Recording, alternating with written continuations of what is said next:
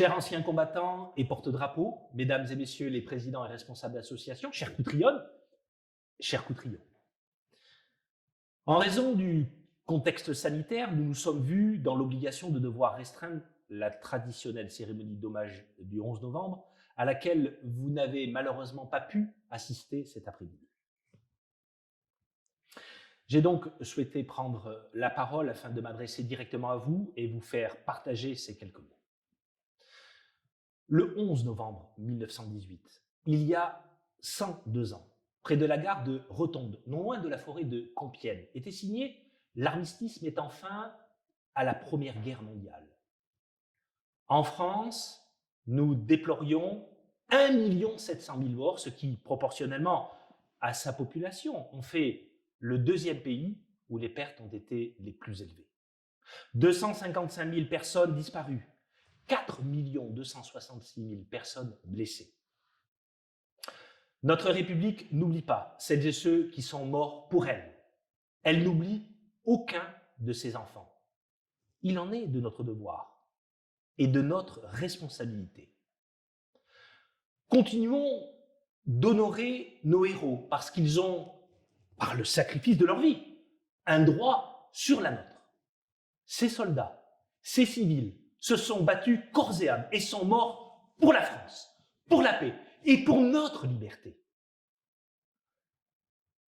Cette victoire, c'est celle de l'universalisme et de la tolérance contre l'obscurantisme, c'est celle de la liberté contre la tyrannie. La préservation des libertés et la défense des droits fondamentaux restent encore aujourd'hui des sujets centraux dans notre société. Ils ne se vendent pas. Ils ne se négocient pas, ils ne s'achètent pas, ils se gagnent et se préservent, mais ne sont jamais acquis.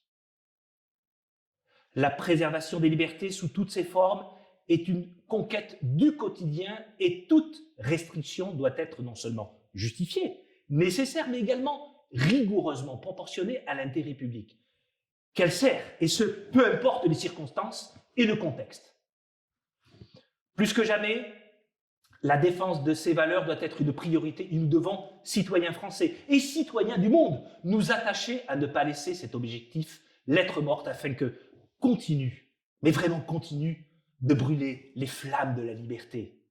Alors qu'il ne subsiste plus de témoins directs de la Première Guerre mondiale, il nous appartient de transmettre le flambeau de la mémoire aux générations qui auront demain la responsabilité de cet héritage. Tel est le devoir auquel les récits de cette tragédie nous obligent. En ce 11 novembre, honorons toutes ces femmes et tous ces hommes sacrifiés sur le champ de bataille. Honorons nos 146 Coutrillons morts pour la France et remercions-les d'avoir gagné la plus grande des batailles de l'histoire et sauvé la cause la plus sacrée, notre liberté. Le souvenir de ces sacrifices nous exhorte à être dignes de ceux qui sont morts pour nous, pour que nous puissions vivre libres. Gardons en mémoire leurs sacrifices et continuons leur combat pour la défense de notre pays et de ses principes.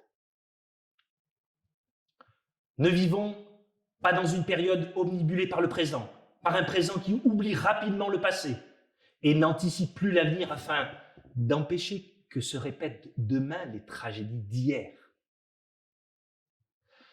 Je terminerai ces quelques mots de Thomas Jefferson qui résonnent parfaitement dans le contexte actuel. Un peuple prêt à sacrifier un peu de liberté pour un peu de sécurité ne mérite ni l'une ni l'autre et finit par perdre les deux. Vive la liberté, vive la République et vive la France.